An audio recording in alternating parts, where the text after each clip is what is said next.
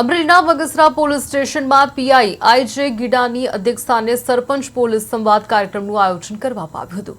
કાર્યક્રમમાં તાલુકાના સરપંચો, મામલતદાર પ્રશાંત ભિંડી, નગરપાલિકા પૂર્વ એવી રીબડિયા, તાલુકા ભાજપ પ્રમુખ પ્રદીપ ભાખર, એપીએમસી ચેરમેન કાંતિભાઈ વેકરિયા સહિતના આગેવાનો ઉપસ્થિત રહ્યા।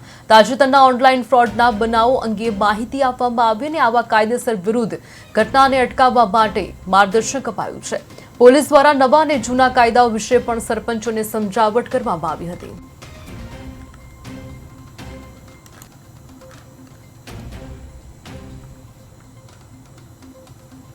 जय खराज साहेब तथा एएसपी जयवीर गढ़वी साहेब धारी डिविजन नाओनी सूचना मुजब अमोए बगसरा पोलीस स्टेशन खाते पोलीस तथा सरपंच संवाद कार्यक्रमનું આયોજન કરેલ હતું, જેમાં બગસરા તાલુકાના તમામ સરપંચો તથા બગસરા ટાઉનના તમામ આગેવાનો હાજર રહ્યા હતા।